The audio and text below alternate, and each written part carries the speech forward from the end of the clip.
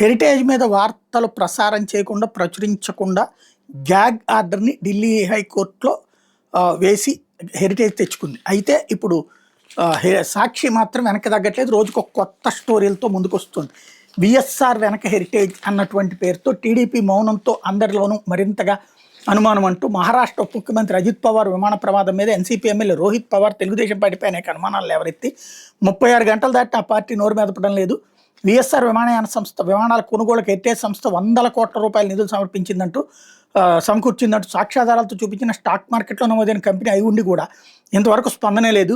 అజిత్ పవార్ మరణం వెనకాల పెద్ద కుట్ర ఉందంటూ రోహిత్ పవార్ చేసిన ఆరోపణల మీద జాతీయ స్థాయిలో పెద్ద ఎత్తున చర్చ జరుగుతున్న టీడీపీ నేతలు కానీ హెరిటేజ్ సంస్థ కానీ స్పందించకపోవడంతో అనుమానాలు మరింత బలపడుతున్నాయని రాజకీయ విశ్లేషకులు చెప్తున్నారు అన్నటువంటి పేరుతో మరొక కోణాన్ని ప్రొజెక్ట్ చేసుకొచ్చింది. ఇందులో విమాన ప్రమాదంలో ఒక రాష్ట్రానికి చెందిన ఉప ముఖ్యమంత్రి చనిపోతే ఇంతవరకు ఈఎస్ఆర్ సంస్థ యజమాని వీకే సింగ్ని అరెస్ట్ చేయలేదని, డైరెక్టర్లు విదేశాలకు పారిపోవడానికి సహకరించారు, దీని వెనక రామ్మోహన్ నాయుడు ఉన్నారని రోహిత్ పవార్ తీవ్ర ఆరోపణలు చేశారు అన్నటువంటి విషయాల్ని బిగిన్ చేసి దీంట్లో సీఎం చంద్రబాబు కుటుంబ సంస్థ హెరిటేజ్ ఫిన్లీజ్ వీఎస్ఆర్ సంస్థకు 100 కోట్ల ఫండింగ్ చేయడం, కంపెనీ వెనక టీడీపీ కీలక నేతలు ఉండటం వల్ల 2016లో కేవలం 10 కోట్ల టర్నోవర్తో ఉన్నటువంటి వీఎస్ఆర్ కంపెనీ ఇప్పుడు 500 కోట్లకు చేరుకుందని రోహిత్ ఆధారాలతో చెప్తుంటే టీడీపీ నేతలు హెరిటేజ్కి సంబంధికులు ఎందుకు బదులు ఇవ్వడం లేదని విశ్లేషకులు ప్రశ్నిస్తున్నారు. వీఎస్ఆర్ని వెనకేసుకురావడానికి టీడీపీ ముఖ్యులు కేంద్ర మంత్రి రామ్మోహన్తో ఉన్న సన్నిహిత సంబంధాల కారణమని, అందువల్ల తక్షణం ఆయన కేంద్ర మంత్రి పదవిని తప్పించి ప్రమాదం మీద కుట్ర కోణాలు దర్యాప్తు జరిపించాలని రోహిత్ పవార్ డిమాండ్ చేయడం, సహేతుకమైన ఆ దిశగా ఎందుకు చర్యలు చేపట్టలేదని రాజకీయ విశ్లేషకులు ప్రశ్నిస్తున్నారు. వీఎస్ఆర్ వెంచర్స్ విమానాల కొనుగోళ్లకి హెరిటేజ్ సంస్థ పాటు తెలుగుదేశం పార్టీకి చెందిన నేతలు కూడా నేరుగా నిధులు సమకూర్చినట్టు రోహిత్ పవార్ ఆరోపణలు చేశారు. ముఖ్యమంత్రి చంద్రబాబు నాయుడు కుటుంబానికి చెందిన హెరిటేజ్ ఫుడ్స్ అనుబంధ సంస్థ హెరిటేజ్ ఫిన్లీజ్ ద్వారా వీఎస్ఆర్కి 200 నుంచి 300 కోట్ల వరకు ఫండింగ్ జరిగినట్టు తమకు సమాచారం ఉందంటూ రోహిత్ ఆరోపించారు. టీడీపీ చెందిన కీలక వ్యక్తి 650 కోట్లతో దుబాయ్లో వీఎస్ఆర్ ద్వారా లెగసీ విమానం కొనుగోలు చేశారని, దాన్ని దుబాయ్లో పార్క్ చేశారని, ఏడాది క్రితం రాజస్థాన్లో జరిగిన VSR company director Rohit Singh ఫంక్షన్కి టీడీపీలోని ప్రముఖ నేతలు హాజరయ్యారని, ఇలా 1-2 కాదు అనేక ఆర్థికపరమైన వ్యవహారాలు వీఎస్ఆర్ టీడీపీ నేతల మధ్య ఉన్న విషయాన్ని రోహిత్ పవార్ బహిరంగపరిచారు. ఈ నేపథ్యంలో దుబాయ్లో విమానాలు కొనుగోలు చేసింది ఎవరని జాతీయ స్థాయిలో చర్చ జరుగుతోంది. కేంద్ర మంత్రి రామ్మోహన్ నాయుడు కూడా వీఎస్ఆర్ కంపెనీతో సన్నిహిత సంబంధాలు ఉన్నాయి, అందువల్లే దర్యాప్తు పూర్తి కాకుండానే ఆ కంపెనీ క్లీన్ చిట్ ఇస్తూ మాట్లాడమే కాకుండా ఉద్దేశపూర్వకంగా దర్యాప్తును ఆలస్యం చేస్తున్న రోహిత్ ఎత్తి చూపారు.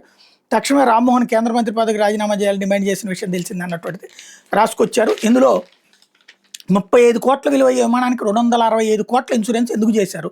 వాస్తవానికి ప్రమాదానికి గురైన అజిత్ పవార్ ప్రయాణిస్తున్న విమానం పాతది కావడంతో మార్కెట్లో 15-20 కోట్లు కూడా చేయదని నిపుణులు చెప్తున్నారు. మరి ఏ ఉద్దేశంతో అన్ని రెట్లు ఎక్కువ విలువతో ఇన్సూరెన్స్ చేశారు?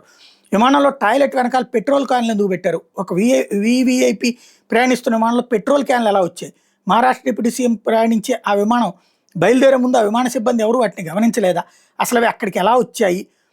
ఎవరు తెచ్చిపెట్టారు? ఈ విషయమే దర్యాప్తు జరిగిందా? ట్యాంకులో సామర్థ్యానికి మించి ఎందుకు ఫ్యూయల్ నింపారు? ఏ విమానానికి ఎంత మేర ఇంధనం నింపాలనేది డీజీసీ నిబంధనలు కీలకం. వాటిని పాటించకుండా విమానంలో సామర్థ్యానికి మించి ఇంధనం నింపడంలో ఉద్దేశం ఏంటి? సామర్థ్యానికి మించి విమానాల్లో ఇంధనం నింపితే ఎంతటి ప్రమాదం వాళ్ళకి తెలియదా? ఎంత వేడినైనా తట్టుకునే బ్లాక్ బాక్స్ ప్రమాదంలో కాలిపోవడం ఏంటి? ఏదైనా విమాన ప్రమాదం చోటు చేసుకున్నప్పుడు ప్రమాదం తాలూకు గుట్టు విప్పేదే బ్లాక్ బాక్స్. ప్రమాదానికి ముందు విమాన పైలట్ల మాటలన్నీ ఇందులో రికార్డ్ అయి ఉంటాయి. వాటి ద్వారా ప్రమాదానికి గల కారణాల మీద ఒక అంచనాకు రావచ్చు. అందుకే ఇంత కీలకమైన బ్లాక్ బాక్స్ను అత్యున్నత ప్రమాణాలతో తయారు చేస్తారు. ప్రమాదం ఎంత తీవ్రంగా జరిగినా ఈ బ్లాక్ బాక్స్ దెబ్బతినకుండా ఉండటమే దీని ప్రత్యేకత. ఎంత వేడినైనా మంచునైనా తట్టుకునే సామర్థ్యం దీనికి ఉండదు. అట్లాంటి బ్లాక్ బాక్స్ ఈ ప్రమాదాలు కాలిపోయిందని చెప్పడం ఎంతవరకు నిజం? తద్వారా ఏదో దాస్తున్నా నిజాన్ని సమాజ్ చేస్తున్నా ఇట్టే తెలియడం లేదా? ఏ విచారణ జరగకముందు వీఎస్ఆర్ వెంచర్స్కి కేంద్ర పౌర విమానయాన శాఖ మంత్రి రామ్మోహన్ నాయుడు ఎలా క్లీన్ చిట్ ఇచ్చారు? ఒక విమాన ప్రమాదం జరిగిన తర్వాత వివిధ కోణాల్లో దర్యాప్తు జరుగుతుంది, వివిధ శాఖలు దర్యాప్తులో భాగమవుతాయి. అందున ఈ విమాన ప్రమాదంలో మృతి చెందింది మామూలు వ్యక్తి కాదు, మహారాష్ట్ర డిప్యూటీ సీఎం. ఈ క్రమంలో కేంద్ర మంత్రిగా అత్యంత బాధ్యతాయుత స్థానంలో ఉన్న టీడీపీ నేత రామ్మోహన్ నాయుడు విమానయాన కంపెనీ వీఎస్ఆర్ తప్పు లేదని ఏకపక్షంగా ఎలా ప్రకటిస్తారు? ఏ ఆధారాలతో ఆయన ఈ ప్రకటన చేశారు? అంటే దర్యాప్తు సంస్థ ఆయన ఆలోచనలకు అనుగుణంగా వ్యవహరించాలని చెప్పడం కాదా? ఎందుకోసం ఇలా తొందరపాటుతో ప్రకటన చేశారు? ఎవరి కోసం చేశారు? వీఎస్ఆర్ని ఎందుకు వెనకేసుకొస్తున్నారు అన్నటువంటి సాక్షి హైలైట్ చేసింది.